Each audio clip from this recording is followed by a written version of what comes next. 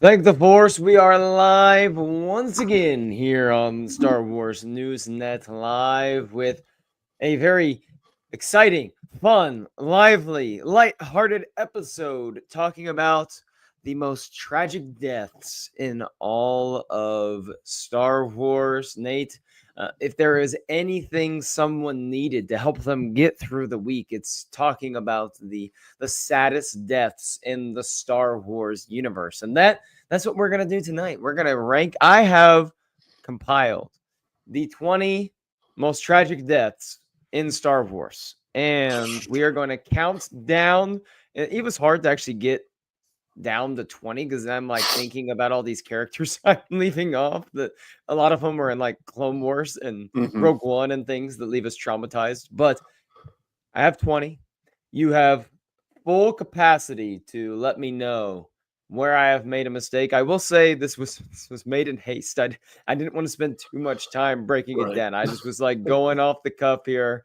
We'll see how I did. I feel pretty good about it for the most part. And so I'm ready to get into it. But first, before we get into the 20 most tragic deaths in all of Star Wars, I must first talk about how Warwick Davis got his BAFTA Fellowship award over the weekend. So if you're not familiar with that, it's kind of like one of the most prestigious honors that the BAFTAs give out every year, I believe, to someone who has made just tremendous accomplishments. It's like the Lifetime Achievement Award almost for the BAFTA. So it was good to see Warwick, get that. And Nate, I didn't know if you had any other, thoughts on that you wanted to share real quick before we get started with other things. Yeah, not really. First, before I get into that, I wanted to quickly apologize for the death of my internet that could be happening tonight. If that happens, Tyler will have to go solo, but we shall see. Speaking of, those who've been watching the show for a bit now have been following the bit. We shall see. I've been trying everything. If anyone watching has any modem or route suggestions or anything else I can do, I have done everything I could possibly think of. Please let a boy know what he can do. In the Discord chat for our Discord followers too. Go ahead and have Nate give his internet advice to try to figure out what the best. We're gonna make an Amazon wish list to fix this problem because I don't know what it is. I have zero problems all week long, but whenever I come on to StreamYard and this show, my internet says no. It is baffling. No. It is baffling. It's happening. Me. But anyways, you're baffled. I have no idea. But Warwick Davis, BAFTA Fellowship. Yeah, what else can you say about it? And it's well deserved. He's been. The man's been in the business for his entire life. He first got into Star Wars when he was basically a child, and he's just been a light in the world ever since. Well deserved, and hopefully he will continue to delight us whenever he pops up onto our screens, because he's not done by any stretch of the imagination. Right, absolutely. It was nice to see him get this award, especially when you think about Warwick most recently. My first thought goes to something he's probably still really upset about, which is Willow and what happened there with the Willow show at Disney Plus, and how he felt like a whole chapter of his career there was kind of erased and wiped out. And I'm sure a lot of people on that project feel that way, but for him to get this other acknowledgement was really sweet to see. I will also point out that Stephen Knight said that he thinks most of his work will be in the final version of the Rey movie when it is released, when we that final script comes out, and when we see this movie. He thinks most of his work is going to stay, which leads me to believe that this movie is maybe closer than we think in terms of having a final script. If he really thinks that he had that much that's going to be in there, then there can't be a whole lot to wrap up here, hopefully, before George Nolfi's able to finalize this thing. Daisy can get it, and we can really start getting the show cranking here. There's always been an idea of what this movie is going to be, so anyone who tackles the script has at least something to work with, whether that's Damon Lindelof, then George, and then Stephen Knight, and now George Nolfi. So they always had something to work off of. And that's kind of, we don't talk about it enough, but there's a lot of movies in Hollywood that these screenplays go through multiple passes by multiple people. So how you get films like, I guess I'll use this example that's out right now in theaters, Captain America: Brave New World, with 5 screenwriters. I guarantee you, Is that the example we want to go with to boost the optimism in the room? I know, but I'm just saying there's a lot of examples in Hollywood where there's 3, 4, 5, 6 screenplay credits on these big blockbuster things, and it's not necessarily a bad. And our first thing, one was, let's go with the train wreck that's out right now. Oh, it's fine. It's not the absolute worst train wreck that some people are making it out to be. I don't think it's maybe the worst train wreck out there, but when Miguel and I are going to do a movie podcast this weekend, but when we talk about unimaginative slop, that's something that can come to mind fairly quickly. Is Captain America: New World celebrations? Okay, yeah, I'm not going to defend it that much. I'm not going to defend the movie that much. I didn't like it that much, but I am more on the positive side of the spectrum on that divide. That's fair. So, Star Wars Celebration list seems to have been finalized. It says final update with Vanessa Marshall, Hayden Christensen being added to the squad that's joining up in Japan here in just a couple of months. Nate, as the Celebration list has rounded out the guest list, that is, how do you feel about everything going into Japan? Were you expecting more announcements here as we got closer? Do you think there'll be some surprise ads as it gets a little closer? Maybe some people that are some surprise visitors? Or do you think this is what we got and you feel good about it? I feel good about it. We're 2 months out, which usually Celebration, unless I'm forgetting, they usually don't wrap up the announcements this early, which is kind of odd, but whatever. But we talked about before on the show, Japan is an investment for these people to go out and do a convention for. So I'm not super surprised that the guest list seems kind of small. There are some massive names that we're getting. We got Oscar Isaac, Diego Luna, Hayden, and a lot, and a heck of a lot more, Rosario Dawson, and so on and so forth. So it's a good, solid list. Yeah, I feel good about it. For the people that are there, it's a good list of people to get autographs and pictures with and all that. And yeah, to the other part of your question, as with any Star Wars Celebration, there will be surprises on the day of. I wouldn't bet the farm, but you could probably bet on people like Daisy Ridley showing up, maybe John Boyega, like we've talked about on this show. If they do Revenge of the Sith anniversary, you got Ewan McGregor, that's a potential surprise. Right. You got all kinds of people. And of course, Andor is still up there as well. They could have surprises there too. So yeah, on the day that there will certainly be surprises, but yeah, it's a solid list. So Nate, you're barely holding on there on the My Video screen, but we're gonna hope that it stabilizes because we don't need a communication jamming of any sort right now. But before we get into the main topic for this evening, I just want to point out that we had a nice interview with Kevin Scott that we dropped on Tuesday this week. If you want to check that out, Kevin comes on to reflect on the High Republic coming to a close, talking about what it was like being a part of the squad, the Luminous team, and talked about the Rising Storm because we're about 4 years away from when that book debuted. So if you want to listen to that interview, Luke and I had a really fun time talking with Kevin, and then Nate did a wonderful job for us transcribing some of the interesting non-Rising Storm nuggets and dropping those in an article on the website. So if you want to check that out, then feel free to go ahead and do that. But it was a really light week in terms of any Star Wars news. We got some books coming out soon. Alexander Freed's Mask of Fear, I believe, comes out next week. Nate's already got that copy sitting back there, which is exciting. Looks good. and next week on the channel, look out for my interview with Alexander Freed. That'll be coming out next week as well. And we had a nice discussion about that book. So look forward to that next week. That's a fun chat. Be looking forward to that. I need to get my pre-order in for that one so I can read it right away. So yeah, light work there.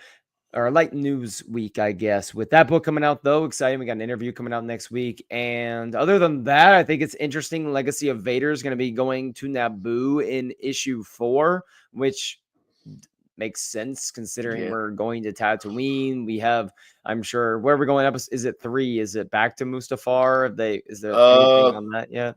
I'm pretty sure. I'm pretty sure. Let's see. Kylo Ren is going to Tatooine and issue 2 that comes out later this month, and I'm pretty sure he's there in issue 3 as well. I'm pretty sure the Hutt's captured. Based on the synopsises, I'm pretty sure he's captured by the Hutts. So that would be interesting to see what happens there. And then issue 4, he breaks free, obviously, and he's off to Naboo to scout out more of the history of his grandparents. So curious to see what happens there. I'm hoping this series isn't just a trip down memory lane going to iconic Star Wars locations. And I know it won't be, but as a first arc, this is fine. If we're still doing this in like issue 15, then we can start having some conversations. I was gonna say issue like 8, 9, 10. You know what I mean? Like we shouldn't be there very long. Oh yeah, that early too. Yeah.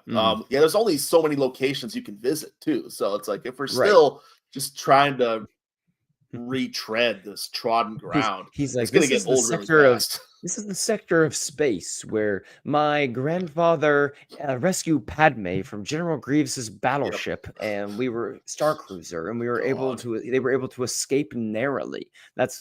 We don't need any of that coming in. So Nate, actually wouldn't. Yeah, go ahead. You be okay with that? I have a little idea. So I was going to add. I was going to add tying in previous stories to his current work. I wouldn't mind seeing that planet again from that Obi-Wan and Anakin miniseries.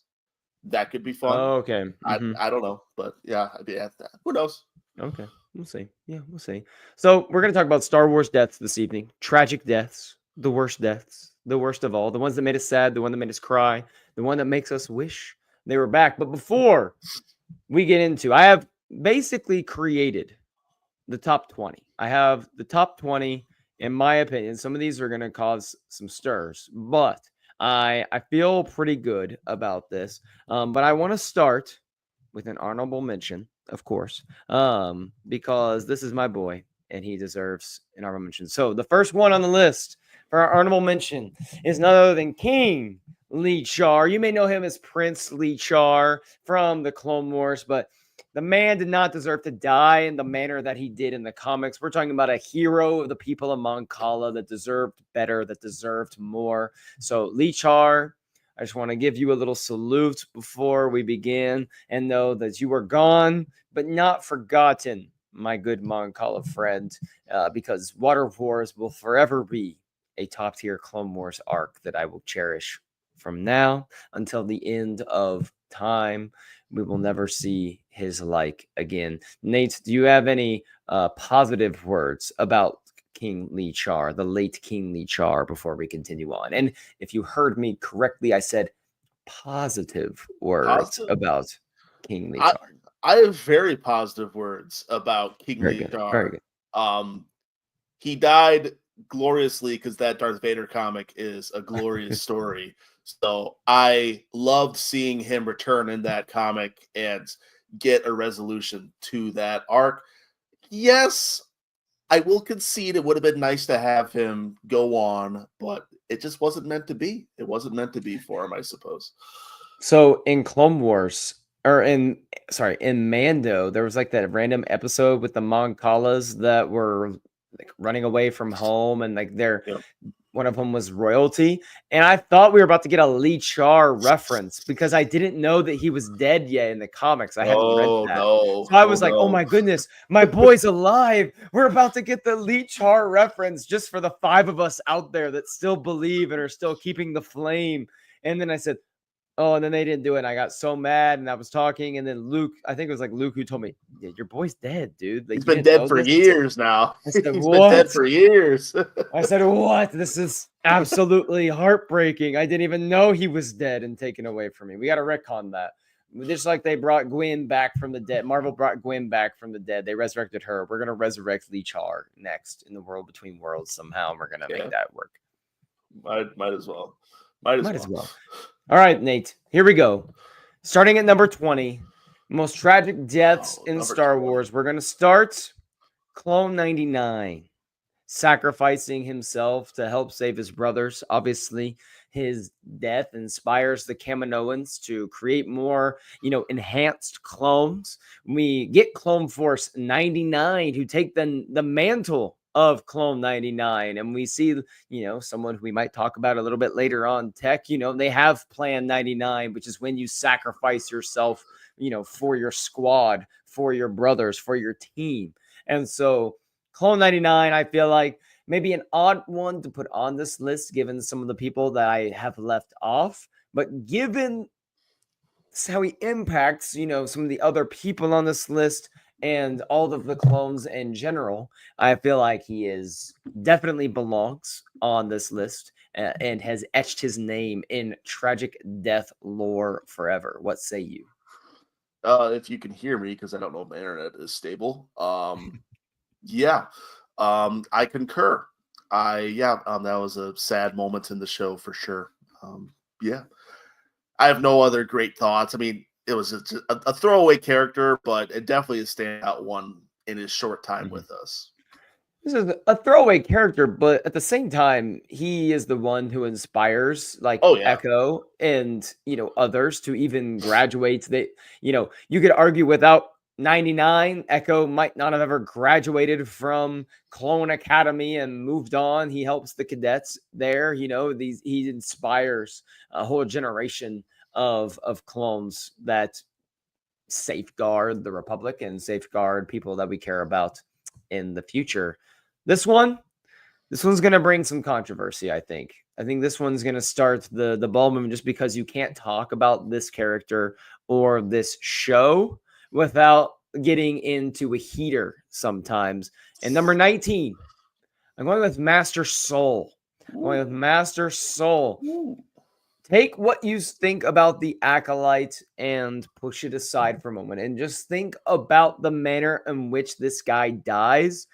He has to watch his Padawan get murdered by, a Sith apprentice, and then later loses his former Padawan to that Sith apprentice. And then that former Padawan is the one who kills him when she finds out about what happened in the past. And all he's wanted to do was protect and safeguard and do all of those things for the people that he loves. Of course, he made wrong choices, but plenty of Jedi have. But yes, I think Master Soul belongs in the top 20 just due to, at times, the incoherent story of the Acolyte. But given what happened, I think Master Soul deserves his place here. I almost said Charles Soul for a second, and I'm like, he might deliver us a lot of tragic deaths with Trials of the Jedi in June, but Charles Soul is not on this list.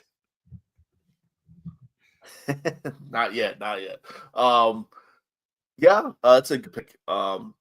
Man, if only he would have saved both of those girls on whatever that planet was, instead of just let one bridge or only choose one. If he would have chose both, just maybe we could have gotten some justice for Master Soul. But yeah, like the actual moment of his death was heartbreaking, because he was by far the standout of the Acolyte for me, but by miles.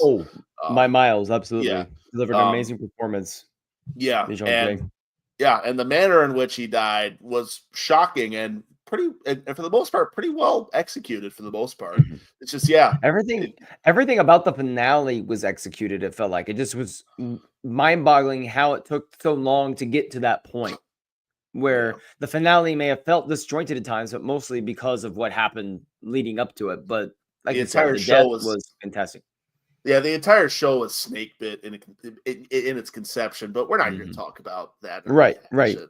right. Of course But not. yeah, So number 18, I think might raise an eyebrow from you just because we don't necessarily see this character's death, but I'm going to go with Master Luminara because I think one thing that's so tragic about Luminara is that her like body and memory of her is used to lure hmm in so many Jedi that survived Order 66 on the promise of hope of freeing her, and many Jedi were killed just in the thought that we might be able to rescue Luminara when she was actually dead the entire time or was, trapped and imprisoned in a shell of herself for the entire time.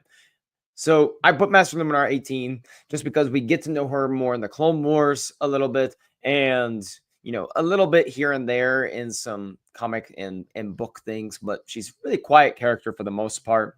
We know she loses her own apprentice for a while. It's nice to see Barriss come back to the light though in Tales of the Empire, which kind of gives a nice warm feeling for Luminara fans out there. But I'm going to put her at number 18 here just because of how, her death is used to cause so much damage for other Jedi. And just how much, pain that would have caused her if she knew about it. yeah, I concur. When I think of Luminara, I don't think of her being alive. I think of that twist in Rebels, and yeah, exactly how the Inquisitors are using her legacy to just for evil, and it's Mhm, so twisted. It's so twisted for a children's show to go that route, and I love mhm. it. I love it. Uh-oh. Nate, it appears that the time has come and the internet has left us. But we're moving on. Here we go. Number 17, I'm going with Plo Koon. And Master Plo, we get to know in the Clone Wars a lot. Obviously, in Revenge of the Sith, when he dies, you don't necessarily single him out as a death that you feel horrible about, that you feel so sad about him specifically. It's more about the Jedi as a whole that you kind of get to know, and that the Jedi have fallen, and he's a part of that calamity and that sadness that we see on screen. But it's really not until the Clone Wars where we really start to feel the weight of Plo Koon's death. And I think about how he talks to his clone troopers in that season, like one Malevolence arc, about how he sees them as people. He's going to get them out of this. He believes in them. And those are that's his squad that he's flying with, he's going into battle with. And it's those same, I kind of draw the line of it's those same squad members that are the ones that pull back their fighters and then shoot him down in Revenge of the Sith as well because of, Order 66. And so when you think about what Plo Koon met the characters like Ahsoka as well, who had to probably resonate and think about, the death of Master Plo and how sweet and kind he was to the younglings of the temple, things like that, and how his own clone troopers were the ones that gunned him down, which happened to, a lot of Jedi in Order 66. But we don't see a lot of the Jedi have those softer moments with clones in the Clone Wars. Only a handful of the Jedi do we really get to have moments and entire arcs like that. And he's one of them. So I feel like Master Plo, he's not going to be the last prequel Jedi we see on this list. I've always had a soft spot for Plo Koon. So I decided to put him at 17. I'd be willing to push him down the list if really nudged a certain direction. I hope you can hear and see me okay. I plug back in. We'll see how long this passes. But until then, yeah, his death really resonates the more we see him in other media because the actual death in Revenge of the Sith itself isn't that Mhm. impactful because we never really spent time with him in the prequels.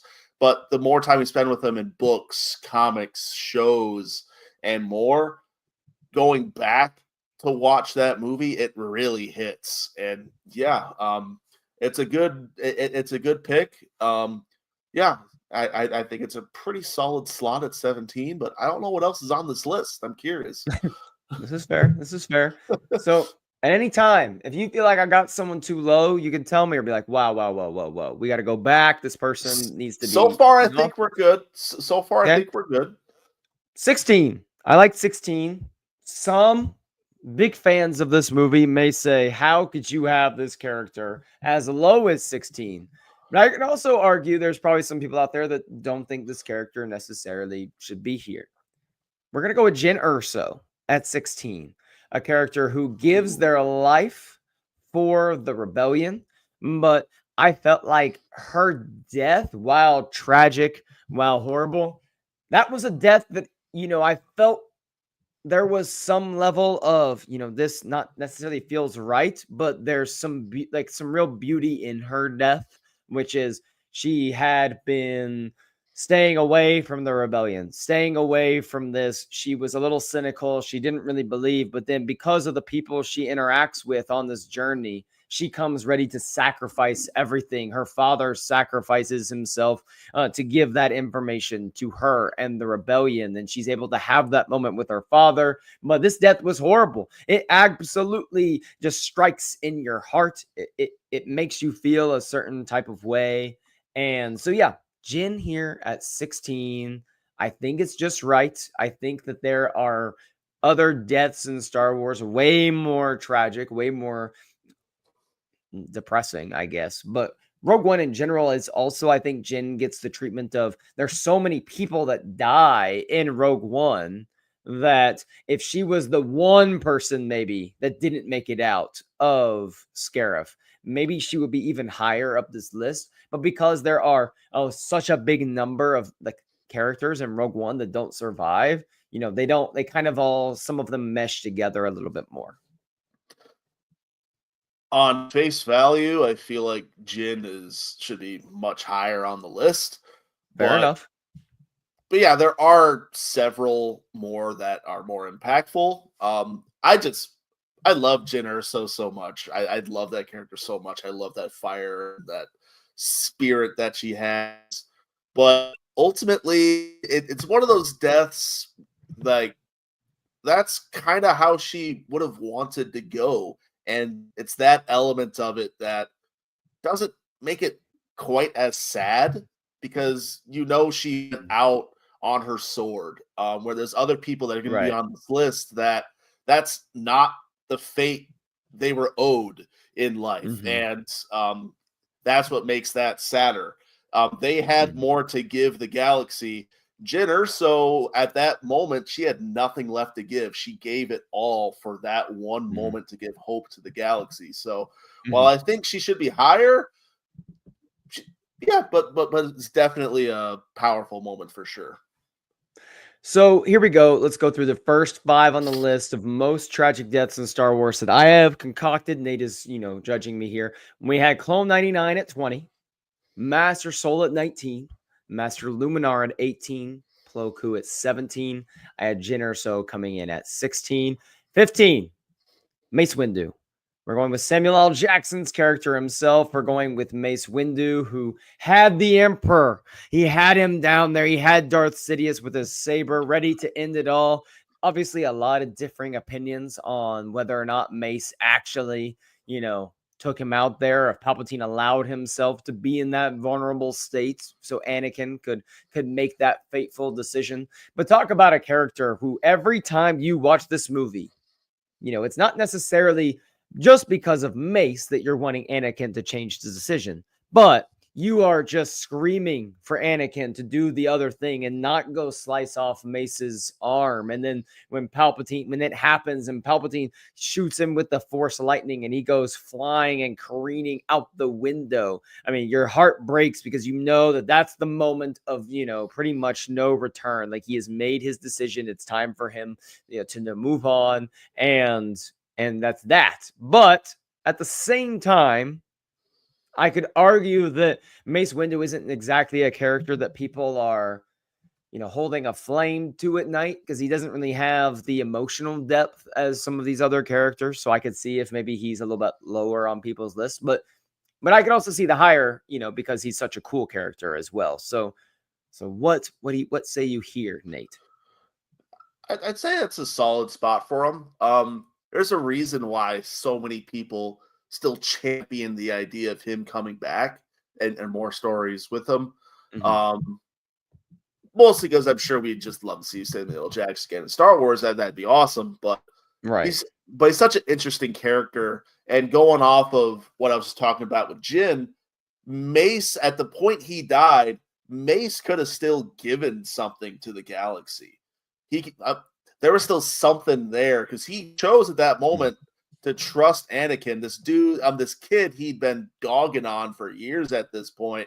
It's like, I don't like you, but there's something in this moment where I'm gonna trust. And Mace doesn't trust easily. So actually going and taking that step with Anakin proving himself to Mace, it's like Right. there's something there that if he could just had one more day to just see what he could have done, maybe something else would have happened with the galaxy. But Everything gets we'll never know. reversed.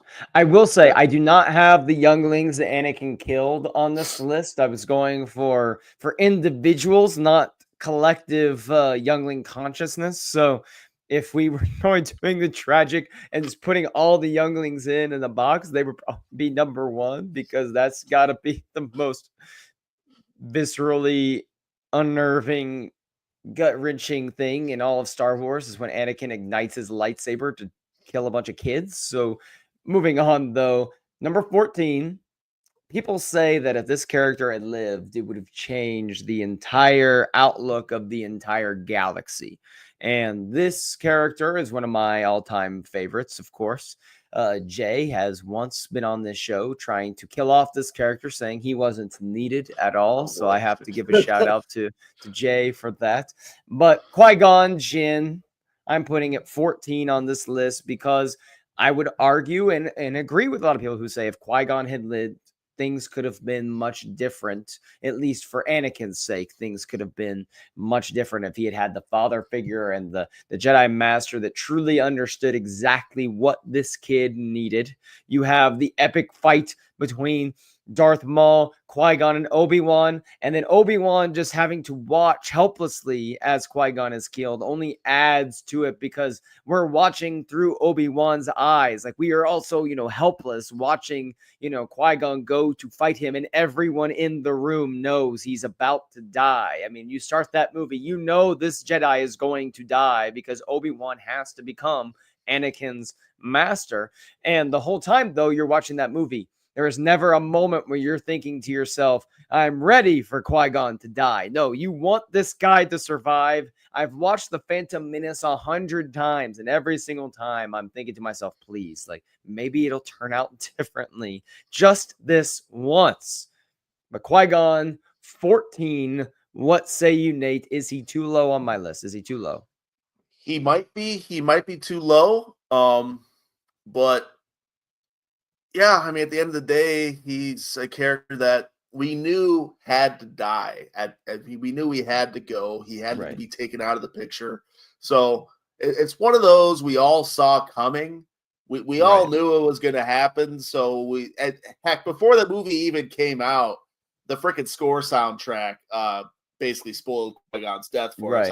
I forget what the song title was and on that particular soundtrack, but we all knew it was coming. So that definitely softens the blow a little bit. But yeah, maybe because there are characters that are coming up on this list that we also know 100% we're going to die. And let's say with Star Wars, but but at the same time, you're right. With Qui-Gon, with Qui-Gon, it's like, every time you watch the movie, like you said, you wish it could go differently, but that's not what fate had in mind.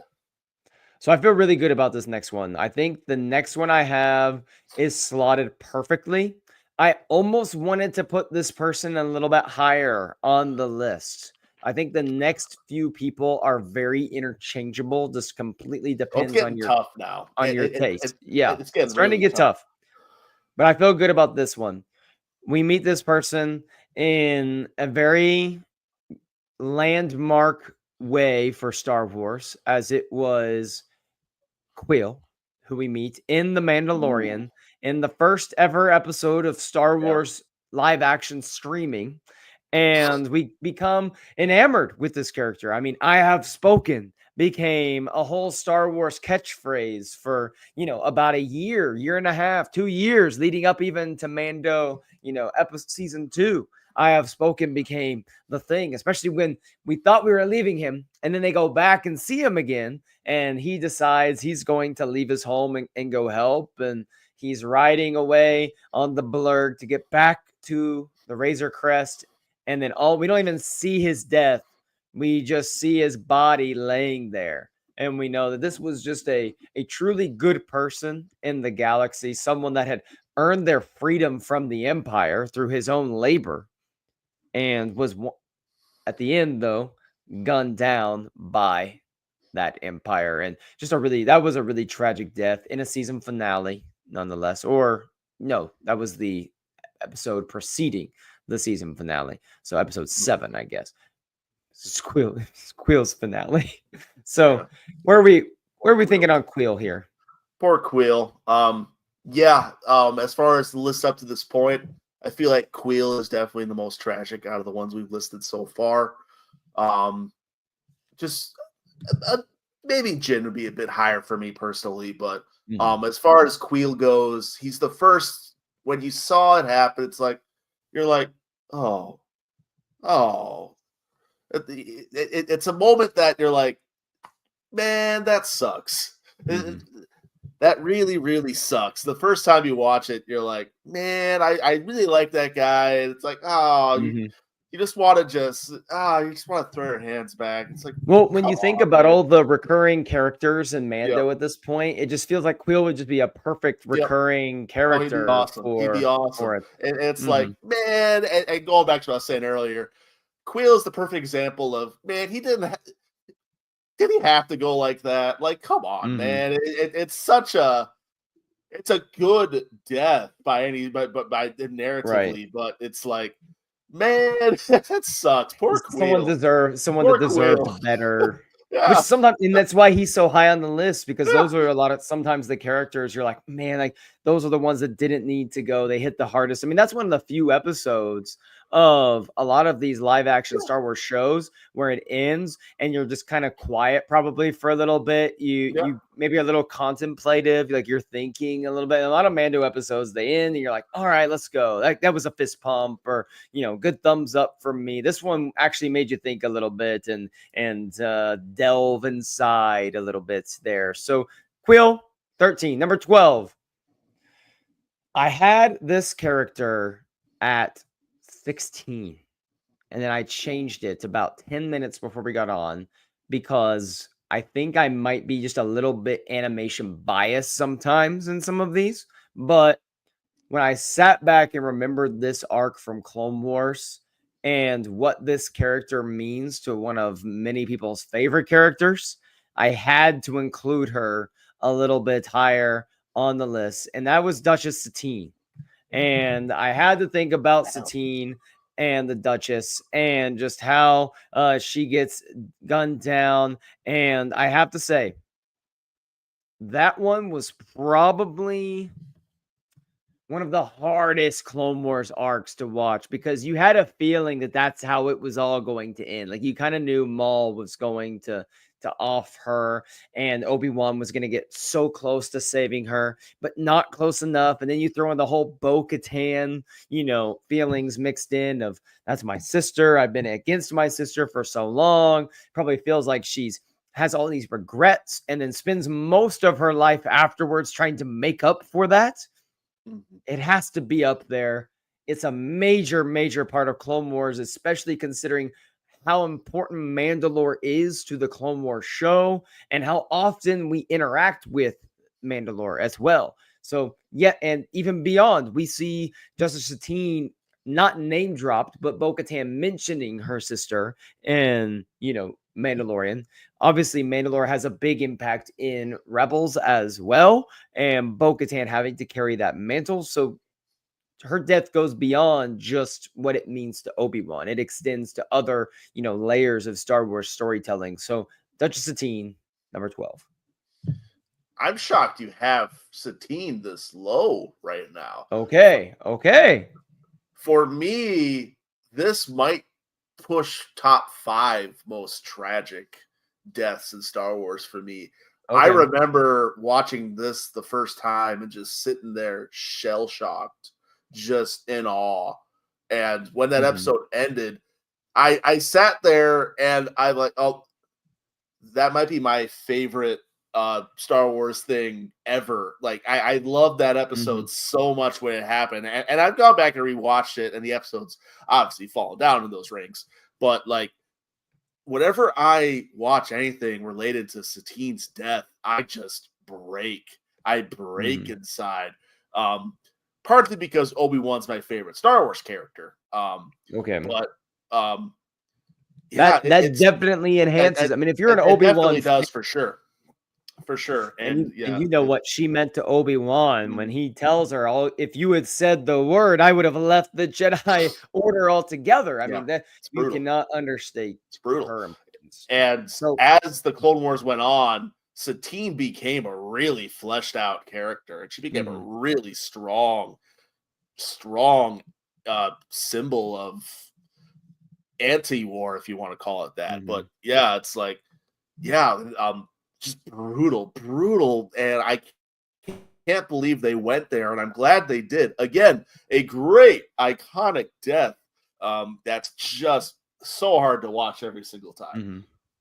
So, number 11 here, I think you could argue a number of ways for this character. You could argue this character should be higher up because this was one where this did not need to happen. This was one where even after they died, going into further episodes of this show, people were still believing until the very last second that this character was alive and that we would see them again. And that's Tech. I mean, that's Tech here at number 11. How many times did we have discussions before season 3 going, they'll probably find a way to bring Tech back. He's probably going to be alive. And how, narratively speaking, a lot of us thought that, it probably works better if it does stay dead because of what that loss might mean for the group. But because it's Star Wars, we're like, oh yeah, Tech probably, fell and was captured, and they had some sort of weird way he survived. And, they have his goggles, but they probably have his body, something along those lines. But no, Tech just stays dead. And when he says, when have we ever followed orders, and shoots it, and he begins to fall, that gets me every time. But what really hits the feels is when Omega screams, Tech, and she gets held back as she's just reaching out, because this is the first time, that she's really experienced loss in that way. Like her brothers have always been there and always pulled her out of every situation. Echo has left the group, and she's had to deal with the loss of his presence, on a daily basis. But she always knew that, if they ever needed help, they could call Echo and he would be back in there for them in a minute. But that season, we also saw Tech have these softer moments with Omega, and she came to kind of understand how he thought. He taught her how to fly. And we see her goggles there as she's going off to join the rebellion at the end of, the show. And so I have Tech at 11. You could easily make an argument for top 10, top 8, top 5 if you really wanted to. But I could not quite have him in the top 10 given the characters that we're about to discuss. And I'm curious to know the top 10 that you have, because for me, again, Tech has got to be way higher. And for a different reason than Satine, Tech's death was so soul crushing. It made me like the show. Because up to that point in the Bad Batch, I was just kind of watching just because I had to as a Star Wars fan. Like I don't mind it per se, but I wasn't like invested in their stories. But the moment. Fair. Oh no. I mean, the moment Tech leaves, the show feels Yeah, elevated in a it sense. changes Mhm, it changes everything about the show. And we talked a couple times on the show. Hopefully, I get this out. Season 3 was made infinitely better. Him mhm. staying dead, and I Right. love they stuck with it. Made it even more soul crushing that he didn't come back. Mm. Right.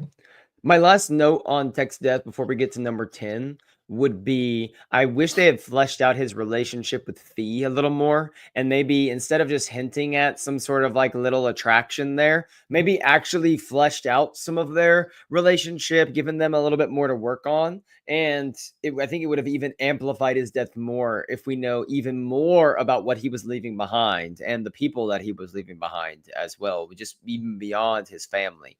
So number 10, here we go. This is where it gets tough. This is where we, for lack of a better term, it's nutcracking time here. So number 10, Han Solo, my favorite character in all of Star Wars, gets hard to beat getting murdered by your own son that you are trying to go and save and bring home, and that it also happens to be, his final departure from Leia. The two of them just got reunited, and you could see how much being back together meant for both of them.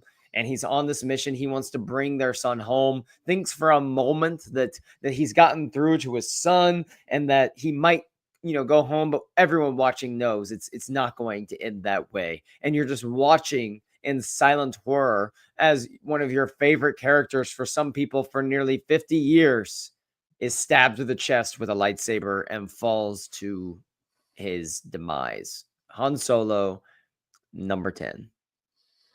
Yeah, hopefully somewhat stable, but yeah, the most I keep using soul crushing, but Han Solo is one of the iconic characters in all cinema, and when he died, it's like part of you was killed. A part of you was killed in that moment, and yeah, and to this, it's stay. Um, Right. I mean, there's people that after that were like, I don't care what Kylo Ren does. I don't care what redemption arc they could ever even try to sell. You killed Han Solo. You killed your father, Han Solo. There's no coming back from that. And I try to have conversations with people because I'm a big Han Solo fan. I try to remind them, like, hey, we let Anakin be redeemed and he killed children, okay? Like we let him come back and we say, yes, Anakin was redeemed and came back to the light and got to live in Force heaven, but he did kill children. So, number 9, I would not have this high if it weren't for the show that comes out here, season 2 that comes out here in just a month and a half. And that's Cassian Andor. I think that season 2 is only going to make Cassian's death in Rogue One feel even more impactful and tragic and sad when you think about what he goes through on Narkina 5, where he helps build the weapon of his own destruction. Like, he is going to die in part because he helped supply the Empire with the parts to build the Death Star that blows him off the face of the planet of Scarif. And when you think about the arc that this character is going through, we're going to see more of that growth in season 2 of Andor. When we see someone that is selfish, thinks pretty much only of themselves and his mother, and grow into someone that cares about the greater good, that helps lead a revolt, a revolution out of a prison, and is ultimately going to help spark a rebellion and ignite the biggest hope in the galaxy, which is getting the Death Star plans. He's willing to lay it all on the line. And the fact that he helped build the Death Star, and that's what ends up killing him, I think adds even more to it. And I'm also doing a bit of projecting here with Cassian because I really think that Diego Luna is going to put on just a performance of the ages here in season 2 of Andor. There's a lot. You could argue there are more interesting arcs than his in season 1, like everything with Luthen, everything with Mon Mothma. Kino Loy is an extremely interesting character. You have the Dedra Mira stuff. Like, you could argue that he's not even nearly the most important or interesting thing in his own show, but given the arc that they put him on and what I'm expecting to see even in season 2, and having already seen how his fate is decided, I had to include Cassian Andor in the top 10. Ah, well, me, I see your reasoning, but he's too high on the list. That's fair enough. For, That's fair. for right now, for right now, he's way too high on the list because if we're projecting what we could see onto him right now, it's like I don't know. But in terms of what we have right now, it's still a incredibly sad death. It's still an incredibly sad death to see. In Rogue One itself, from where he starts to where he ends that movie, even when I first saw him in Rogue One, I'm like, Mm-hmm. uh, again, a character who didn't deserve the fate that he got. He could have been Mm-hmm. something more. Right. And now that we're getting all of Andor, it's like, or maybe he Mm-hmm. doesn't, but at the same time, it's like, man, what a character and what a Mm-hmm. sad death for sure. And I haven't watched Rogue One since right before Andor came out, but so I can't wait to watch it again once Andor season 2 is over. But I like always remember the fact that we talked about Jyn Erso earlier, but it was Cassian's words of rebellions are built on hope that inspires her speech that she gives in front of the Alliance Council. It's Cassian that says that he believes her, and he was the one that was skeptical at first, even of her. And then he's the one that helps gather some people together to lead the charge, the Scarif. He talks about how all of us have done horrible things on behalf of the rebellion, and they believe her. They're willing to go die for something they don't even know exists, and they don't even know at the end if their message gets through. And that to me, it just really speaks volumes. So I have Cassian at 9. Number 8, maybe the most controversial one of this entire one. Okay, are you ready for this, Nate? This might be the most controversial one. Okay, but Sure. this character was thrown away like garbage. Was thrown away, comes back, makes a name for themselves, and then seemingly kind of falls off, gets thrown away again, and is never able to move on from the trauma essentially of his youth, of his past. And that's Maul. And that is Maul, who dies pretty much the way he started, unable to let go of his anger, unable to let go of his hate. And his death, that scene in Rebels, is probably like a top. I'm just shooting a number here. I mean, I haven't sat down and analyzed all this. That's like I don't know, top 5 scene in animated Star Wars, you could argue, is that final showdown between Maul and Obi-Wan and everything that went into that. When you just see Obi-Wan become Obi-Wan, the protector, the Jedi master that's, on a mission, and Maul unable to move past what had been. And then to think at the end that he's finally getting his realization, like, is he the chosen one that you are there? And Obi-Wan believing that Luke is, and Maul's last words being, he will avenge us. I mean, everything that has to do with Maul's life screams tragic. Like, his life is incredibly tragic. We didn't even mention losing his brother, Savage. So I have Maul in the top 10 just because I think what Sam Witwer does by voicing Maul and giving us such a human version of the character, but also still keeping that ruthless version of him, and then the storytelling that's told throughout, made Maul, I think, beyond what anyone had ever hoped for the character. I mean, Phantom Menace, he was the character. I mean, all the action figures were Maul. And there's plenty of people that don't watch animated shows or read the comics and are absolutely still love Darth Maul. Like, they have lots of Darth Maul, stuff. I have the Ahsoka Darth Maul, Mandalore fights, hanging behind me over there. I have plenty of Darth Maul action figures. He's an iconic character, even with his limited time on the big screen. Yeah, for sure. Yeah, I don't think this is controversial at all. Maul is definitely worthy of the top 10. He's a character that, as we got to know him and see him more in Clone Wars and Rebels, it's like, man, what a sad, sad Mm-hmm. story. Just really brutal.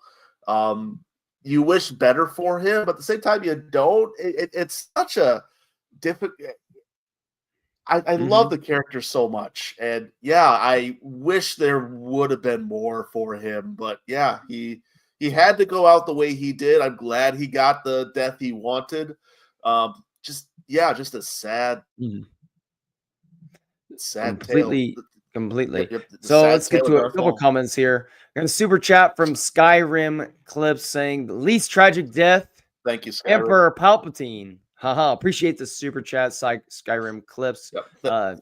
Drop you your so much. handles in there. You feel free. We'll drop a you want to drop a Discord chat server or chat invite as well. So, join the conversation over on Discord with us.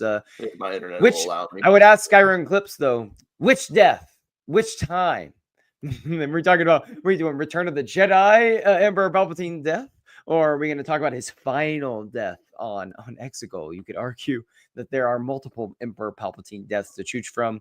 Oscar has Andor at 5 on his personal list, which is very interesting because Andor, like, I think a lot of people would have a lot of mixed opinions on him. So we're getting close here on time, but here we go. Number 7. Some people are gonna say this is criminally low, like criminally low, but I have Kanan at number 7, and that is. Hear me out on this. I won't. From the first episode you watch of Rebels, you know that this guy is going to die. You can map out his entire arc of Rebels from the first episode. The first time you see him ignite his lightsaber, you can mark it out. So you have 4 seasons to prepare yourself. Now, have I wept every time I have watched Kanan Jarrus hold have back you the wept fire? every single time for the next 6? I would argue no. That it's not more tragic. That they're not more tragic. But I will say all of them but one. I have all of them but one, but I have very good reasons for putting one at number 3. Number 3 is my most controversial one. I'm telling you right now, that's the one that will probably start wars in the Star Wars universe, I'm sure. But the reason I have Kanan 7, first of all, I will let you gush about the death of Kanan Jarrus. I love Rebels. I love Kanan Jarrus. Here's why I don't have him above some of these other people. You obviously see that death, coming to a certain extent. I will also say some of these are more cinematic experiences coming back. And to me, like the big screen and watching those movies on the big screen, and then the effect that a movie has kind of generates a little bit more with me than, say, animation does. But I have a lot of, respect for animation. I love Star Wars animation. Just the fact that I know he's going to meet that demise does lessen the blow a little bit. But to me, this is like impossible to pick these top. Once we get to 7 here, I think every single one of these, you could rearrange the order to a certain degree, and you're not really going to get a lot of arguments, from me on this. But I also think Kanan, unlike a lot of these characters we're going to meet, I think there's some characters coming up where we're going to see he went out exactly how he would want to go out. He went out protecting Hera, Ezra, Sabine, oh my gosh, Zeb. He went out protecting his family. He went out protecting the people and the woman that he loves. So he at least got the death that he wanted or would have wanted. Versus some of the characters we're going to meet, they don't go out the way they would have wanted, or there's a lot of mistakes that they made to put themselves in that position, or they just completely get gutted. So that's why I would maybe have him a little bit further back, but I will let you scream and yell at me now because I know I have hurt you deeply. And I know when Luke sees this, he's gonna text me and tell me how ridiculous it is that Kanan is 7, because that's his favorite Star Wars character other than Luke Skywalker. Yeah, Kanan is one of my favorite Star Wars characters as well. For me, it's obviously my number 1. But again, I do understand your perspective on it. I've talked about it before in this show. It's a death you see coming. But the other part of that is in the way that it happens, the way that, and when you take in the full context, he had just saved the love of his life. Didn't get a chance to really explore that maybe the way he would have wanted. Maybe there's something. So there's that element of it. There's just the. He gets to see her again. The Force gives him his eyesight back. Yeah, it's such a beautifully animated scene. Kevin Kinder's music on top of it all. I still hear it in my head on a daily basis for 7 years now. The Because 7-year anniversary was yesterday. Yep, yesterday was 7th anniversary. I've heard that at least once in my head, just about every single day, ever since that first night.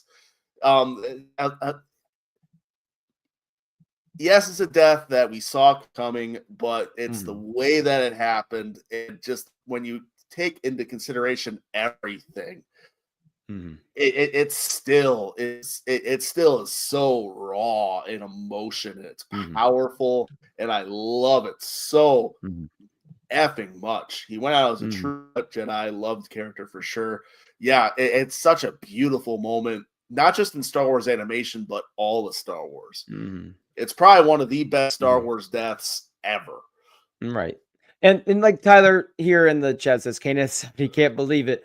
That's what I'm saying. It hits hard. It hits hard. But because he went out the way he won, I think it does drop him a little. But of course, I'm not any one of these here on out could be someone's number one, and I will not begrudge them that at all. So we're gonna at this point, every single one might be a controversy bomb, at this point. Here's number 6. Going with Anakin Skywalker, number 6. And this one, I think the reason why I have this at 6 here is because there are 2 ways of looking at this. You could look at this as Anakin dies in Return of the Jedi, and that in Luke's arms, and Luke finally gets his father back, and Return of the Jedi hits hard for anyone who ever watches it. That stuff with him and Vader turning, that is going to there he is. Luke, go spend time with your fiance. It's her birthday, okay? Go spend time with your fiance. That's the reason you're not supposed to be on right now. Gang up on Tyler here. He's wrong. And so I put Anakin there because that's extremely tragic. The reason I have Anakin above Kanan 2 is because I look at Anakin as having multiple deaths. Like, I look at Revenge of the Sith as the death of Anakin Skywalker. And then this is more of like a situational archetype of like a death and rebirth situation, is that it takes a long time for Anakin to be born again and come back in a sense. And he dies there in Revenge of the Sith. So I have to watch him die in the way that I don't want him to go down in Revenge of the Sith in horrible fashion, being responsible for the death of the love of his life, being responsible for the death of the Jedi, for being responsible for the rise of the Empire. And just that breaks my heart every time I have to watch him fall, because we mentioned Mace before, but every time he enters that throne room or the Senate chambers there of Palpatine, the Chancellor's office, you're screaming, "Don't do it! Don't do it!" Let Mace just end it. And of course he doesn't. And then we get this beautiful moment where Anakin, comes back, he's redeemed, and he dies in Luke's arms. But we know that Anakin would have had so much to give as a father for Luke. So much to give if he hadn't have turned to the dark side. It's a character that never had a father, a real father figure for an extended period of time. So I just feel like he would have been an incredible father to Luke and Leia. And we never got to see it. In fact, his daughter is going to hate him for her entire life, entire existence. And it's, Luke that struggles with that. So Anakin's at 6. I would be fine if you put Kanan ahead of him. I'd be fine if you put Anakin at number 1. Yeah, you can make an argument for Anakin at 1. I wouldn't, because Kanan is way more tragic. But yeah, Anakin. Yeah, for me, Anakin's story, it ultimately has a happy ending, which bumps him up a little bit in the list. For me, so I think 6 is a solid point. Maybe you could push him into number 5 or 4, but yeah. The death of Anakin Skywalker is Revenge of the Sith, and it's a brutal one. It's a brutal one. And then throughout all the books and stories, the comics to come, we keep seeing that death over and over again. And man, the way he is just tortured by Palpatine is brutal in the comics. making his ultimate redemption in Return of the Jedi that much more Even powerful, that much better. because not only can he choose to actually fight back against this guy once, but he does it in a position of strength, because now he has his son, and that is like one of the most iconic moments of all cinema, all pop culture, all anything. It's so good. It Mhm. never gets old. It never gets old. In that Mhm. moment when Vader Absolutely. pulls him up, it's so good. It's so good. But yeah, So, number 5, to the biggest unsung hero in all of Star Wars, Shmi Skywalker. Number 5, ooh, Anakin's mom.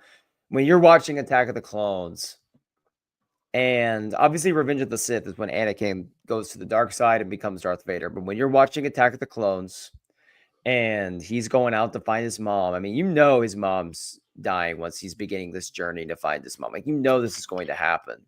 But for her not to be dead when he finds her, for her to be alive just long enough and then taken away, you know, we we see so much of characters in Star Wars and other forms. It's like, you know, you're separated and then it's the journey to find them and then you save them and they come together.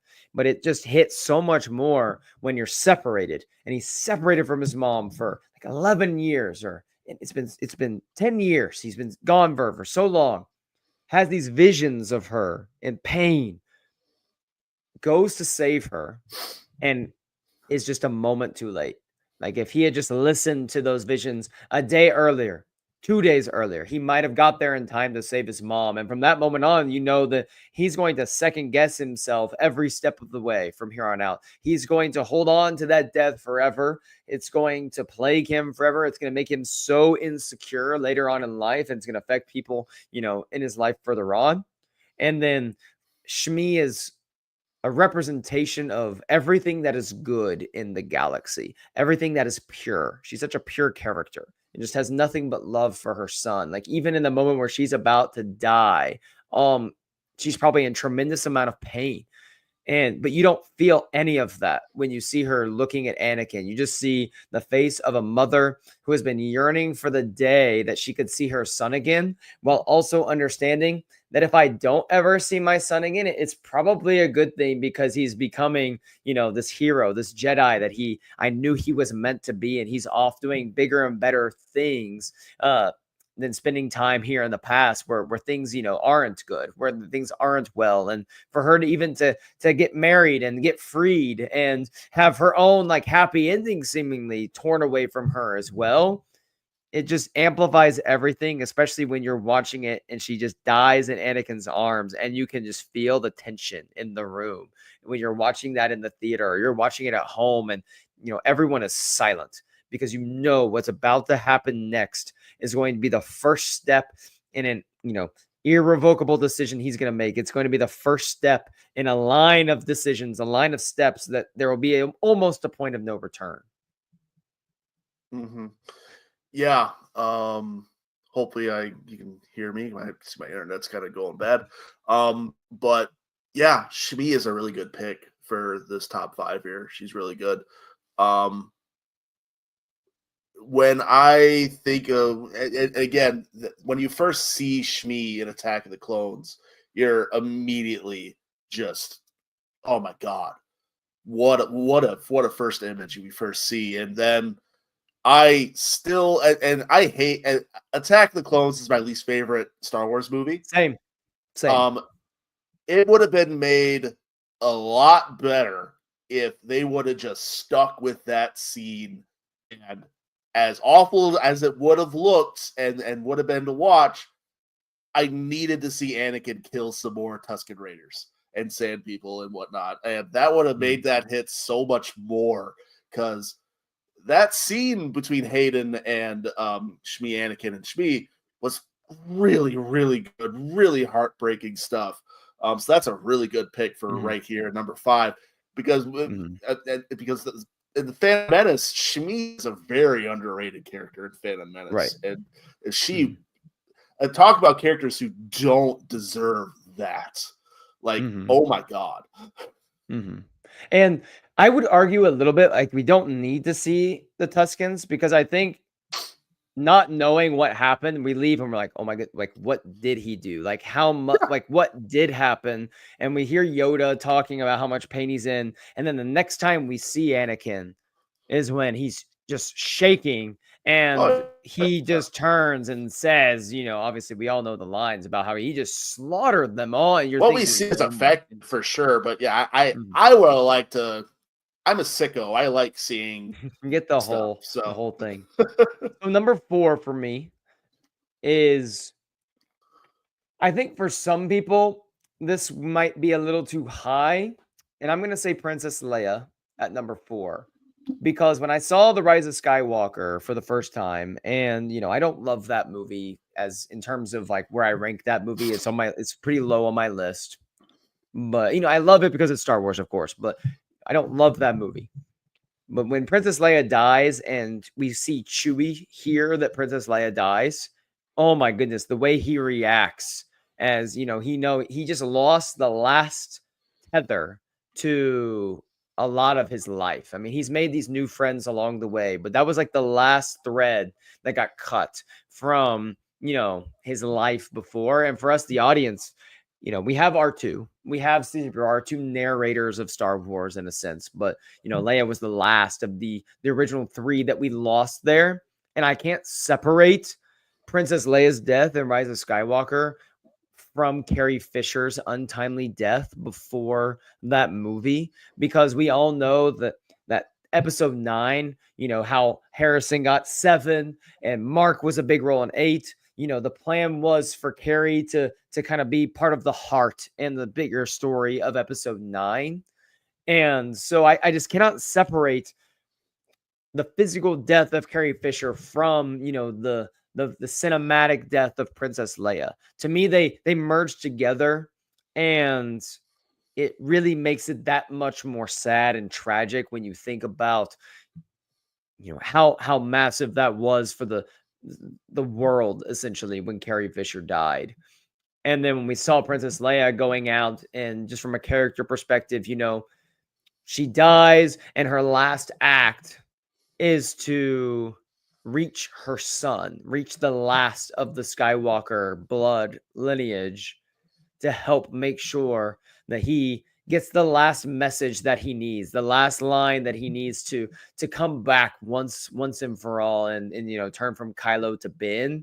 But everything about that just hits hard, because I can't watch The Rise of Skywalker without reflecting on the death of Carrie Fisher, because of just the way that Leia's used in that movie. And so I can't help but feel that sense of melancholy each time she's on screen. yeah. Sorry. Yeah, for me, yeah, it's definitely the Carrie Fisher factor in all this that elevates it.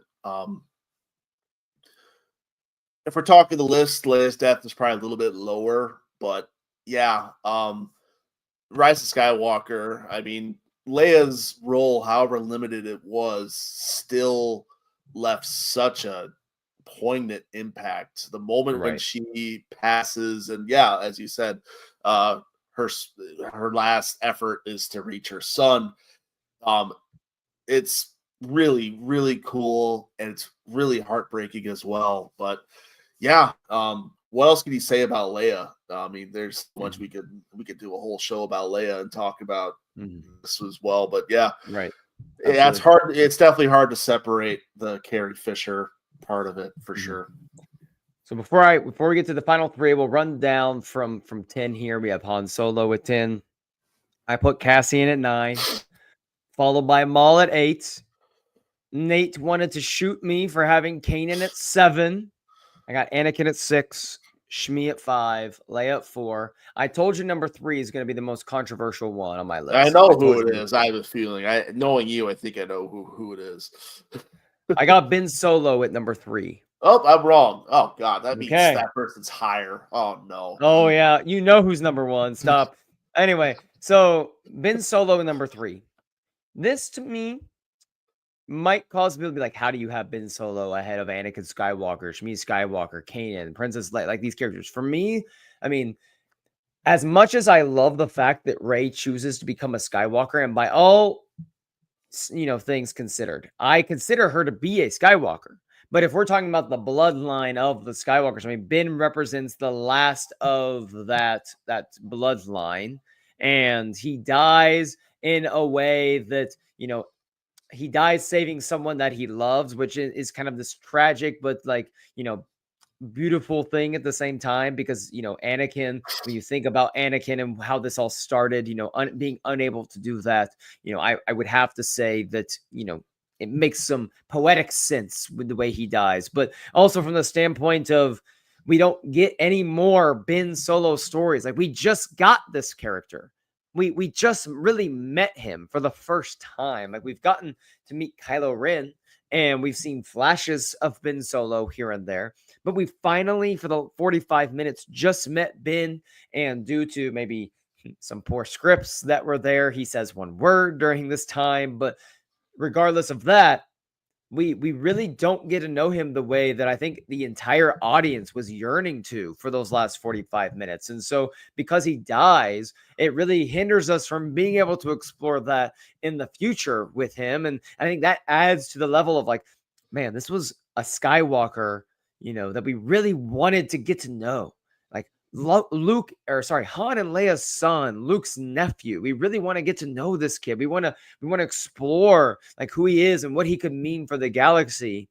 And then in the final moments, he sacrifices himself in the way that he does. And so I have him at number 3 because of the legacy, I think, of what his death represents. I think adds a little bit more weight to the saga as a whole, maybe, than some people might give at first glance. Yeah, I'd probably have him a little bit lower on my list. But yeah, Ben Solo is the epitome of a character we didn't get enough time with. He's the epitome of a character that had something to give to the galaxy. We talk about the comparisons between him and Darth Vader and their redemption arcs. Mm-hmm. Darth Vader, when he redeemed himself, he had no more story left. Kylo Ren, when he redeemed himself, there's oodles of story there that we'll just never get to see. Mm-hmm. And that's what makes it so sad and tragic. Right. Yeah. So much meat left on the bone. And, like, the story, I mean, you could argue it had to be that way, because when you kill your father, there's no coming back from that at the end of the day. But it's like, would have loved to see. I would have loved to see a Kylo go back. Kylo go back with a living Rey, or taking Rey's body back, even. And oh my goodness, if the roles were reversed and Ben lives and Rey dies, I'm telling you right now, Rey's here at this top, like that. Just imagining that. But anyway, beyond that, it was, yes, there was so much story left to tell here. Yep. And it's sad that we will never get that. So number 2, you could argue it was a death that needed to happen, but it's like, what if? Ben Solo was the biggest what if in all of Star Wars. Right. Number 2 is the most tragic animated death in Star Wars history. It's Fives. And I know the Kanan supporters are going to maybe come at me here, but I really think Fives is the one, because first of all, this is one character that didn't need to get the ending that he got. Like, not at all. And did not go out in the way that he would have wanted, killed by one of his own brothers. And Fives represents, in many ways, the downfall not only of the Jedi, but of the clones, and represents what they are, which is this group of people that are slaves, essentially, to the Emperor in the end, and slaves to Palpatine's will for a while. And of course, we know that there's different rebellions and different clones that are able to do their own thing, but in many ways that they're forced to do the bidding that they don't want to do. And they are controlled. It's the tragedy of the entire Clone Wars is wrapped up in this one arc with Fives. And every time you watch it and you see Rex just holding him in his arms afterwards, that death was probably, man, I'm trying to think of anything that leaves me more speechless. Like, that one just kind of puts me into a void. Like, I get put into the void. Like, Kanan's death, I'm kind of like, I feel like it's different types of emotions when you watch Kanan's death. With Mhm. fives, it's like a hopeless void. Like I'm devoid of hope for a while. Versus when Kanan dies, you're sad and you're heartbroken. But there's a difference between being heartbroken and having still that like light that you're clinging to versus being heartbroken and devoid of hope at the same time. And that's what you get with the death of fives. And as a Kanan supporter, you are not going to get a whole lot of arguments out of me for this one. Fives, yeah, it's brutal. It's brutal. Yeah, similar as Ben Solo is the epitome of people that had more to give.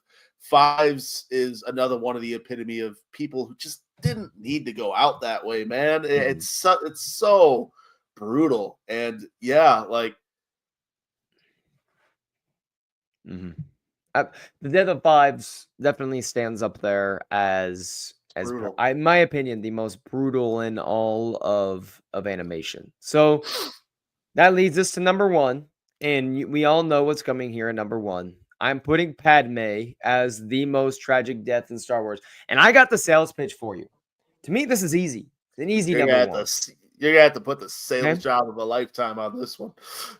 so when you think of, first of all, I think of characters who didn't need to die as it being more tragic. This is the character that could have easily lived watching her husband fall apart and turn to the dark side.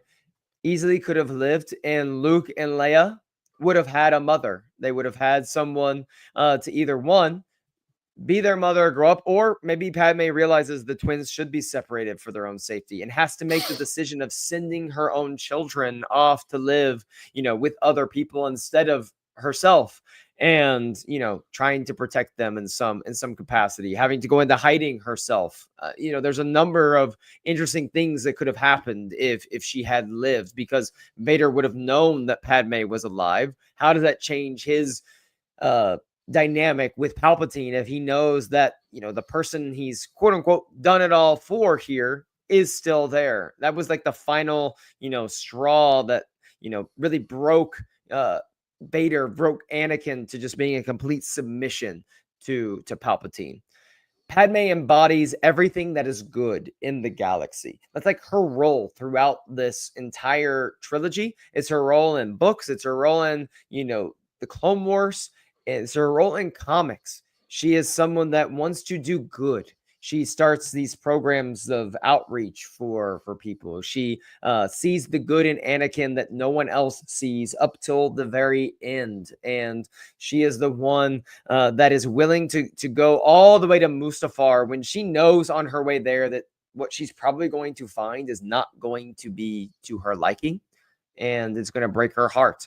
And when you see someone like her that is innocent, that is fierce, that is strong, that is completely independent of the character that ultimately causes her death, but she still has to be collateral damage. When you think of how much death had existed in the Revenge of the Sith before Padme, you could have easily had her, live and move on. If assuming like, if we're telling the story in chronological order, she could have easily moved on, and you still have had the fall of the Jedi, the rise of the Empire, the fall of Anakin Skywalker, the near death of countless others, the killing of the younglings. There still could have been all of that happen, but it feels like Padme was the one where the knife had already been stabbed into our hearts. And that was the twist of the knife. That was like the unnecessary, just, oof, you're stabbing me, but now you're really wanting to make it hurt. Because when she says, you're breaking my heart, like that's the audience telling Hayden, the audience telling Anakin Skywalker, you're breaking our hearts by what you are doing. I'm a sucker for a good romance, and this is like a romance that we know is fated to end poorly the entire time, but you want to cheer for it the entire time to happen because, one, you want Anakin not to go to the dark side, but you want Luke Skywalker to know who his mother is. You want Leia to know who her mother is as well. So Padme for me, number one. Shmi says that, the problem of the galaxy is that, nobody helps each other. And Anakin quotes that. And Padme lives by that. And we see that, probably the most wholesome, like good person in the galaxy is killed too soon. So got Padme number 1. She belongs number 1. Anyway. Well, you're wrong. But it's your opinion. I'll let you have your opinion. But when I think about the actual story and all you're trying to sell me on, yeah, I can see it. I can see it. Her dying, her death changes a lot of things. And if she were to live, that would change a lot of different stories. That would do a lot of good for the galaxy. But I just can't get over the fact that the way she dies in Revenge of the Sith is one of the most cringiest things I've ever seen. So, with the like dying of a broken heart and all of that, which I'm I don't someone that know. I can be okay with that, but at the same time, we can even change tragic around. I mean, like it's tragic that was the way that she died. Even a character as strong as her and as powerful as she is in her own right, did die from quote unquote a broken heart to some degree, which is why there's all these fan theories out there and these people speculate, did Palpatine have a role in the all of that kind of stuff, which adds more fuel to the fire of Star Wars discourse. Oh yeah, I don't begrudge anyone for any of that. It's just a lot of these deaths that we've been talking about tonight are executed extremely well. And for me, I just think Padme is on the lower tier of that execution. In terms of the overall, in terms of Padme's overall impact on Star Wars, that cannot be debated. She is one of the most important characters in all of Star Wars, and losing her was, just as bad as you described. And I try to block out the line of the droid of like she's lost the will to live. Like I try to block that out because I think it just flows so much better as if Anakin choked her. She's going through hardships, in pregnancy and giving birth and labor, and she's holding on just long enough to make sure that her children survive. And that to me just flows way better than it's this one little line from a droid that doesn't just sit right. I don't know. There's a that's one where I think if George had more people in the room, probably that's one that probably gets cut. Like that's probably one that gets cut a little bit. One last super chat here from Skyrim Clip saying that Yoda is the saddest for him, losing everything. Order 66. Yoda, I didn't include Yoda, and I'll just do a brief thing on this because we're running out of time. But I did not include Yoda because I do think he's a good honorable mention. I didn't include him just because I think in the end he does become one with the Force, but in the end I think he knew that he had tried his best to make up for what had happened by training Luke the best way he could. He imparted as much wisdom as he could on him before he died. But when you do think about the totality of Yoda's story, being the longest tenured living Jedi member for, 700, 800 years, 900 years, he dies with 900. I don't know. I guess he would have joined the order as a youngling, but what's a youngling for his species? So let's just say 900 years he's a Jedi. And then watching everything he spent nearly in a millennia building fall apart and collapse, and then having to live out his days in exile is about as tragic as it gets. For me, though, when I watch Return of the Jedi, that one doesn't necessarily hit as tragically for me. I look at more of him just having to go to exile as being the more tragic part. But Yoda, great honorable mention for sure. Yeah, I agree. Nate, do you have an honorable mention that you want to bring up before we close it out? That I failed to mention. Who's I like you can put Cad Bane on there for sure if you want. I wouldn't. Because I did have one that I actually left off that I wanted to put on, but I changed was Stila Guerrera. I did have Stila on there for a minute. That's not a bad pick. Luke, obviously. Right. Yep. No mention of Luke on this list at all. One oversight. Possibly the biggest oversight in this list, but depending on who you ask, it's not an oversight at all. Right. But because Last Jedi is one of those movies that we can debate to the end of time, and it probably will.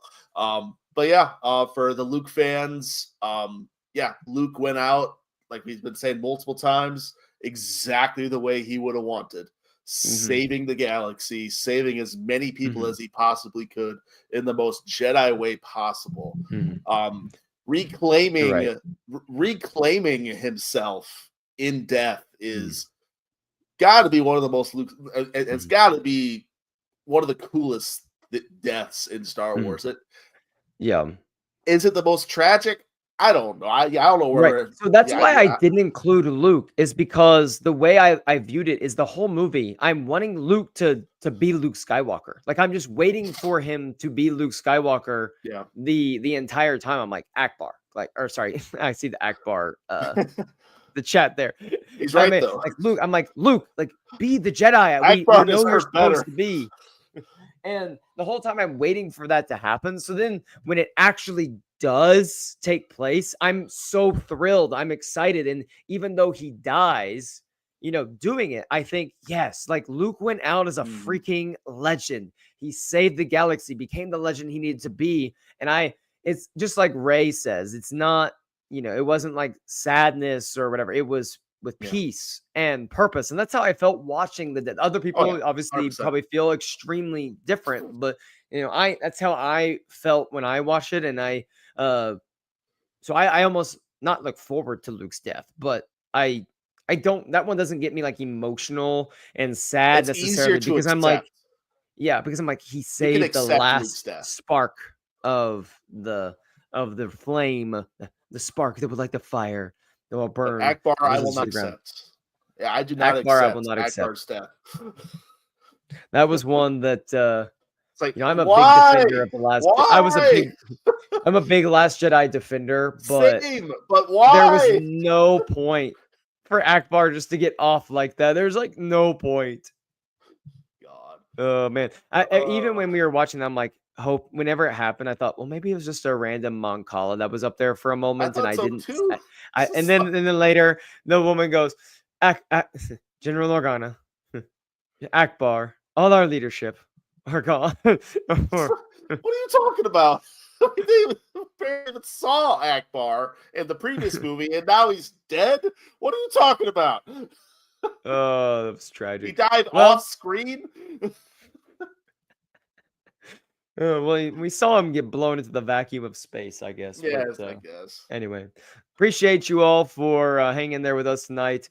If you want the full list, we'll put the full list out somewhere. Maybe you can tear me to shreds for not having Luke Skywalker on that list, but I will still defend it. I will defend my list I made 30 minutes before the show until the end of time. But thank you all. Go and check us out, Apple and Spotify at Star Wars Newsnet. Give Nate's interview with Alexander free to watch, listen, read later next week. There will be no timeline show coming out this weekend. We're going to take the weekend off because we had basically back-to-back episodes Saturday and then Tuesday. But we'll be back the following weekend with Out of the Shadows. No, Race to Crash Point Tower will be the next book that we are going to cover in the timeline show. Miguel and I are starting a monthly podcast about Hollywood and movies. So this weekend we're going to record a Brave New World, Captain America 4 Brave New World podcast, breaking that down and then giving our Oscars predictions and looking forward to that. And then what movies we're excited for coming up in March. So stay tuned for that. Haven't decided on a name for that yet. We have about 48 hours to come up with a name for that monthly little pod. So be on the lookout for that. Nate, the internet held strong for the most part. Somehow, some way we got through it. Again, appreciate you. Discord link. If anyone has any suggestions and any things I could buy on Amazon to improve my internet, please. Apparently, I'm in desperate need. For light and life, everyone, remember, we're all the Republic.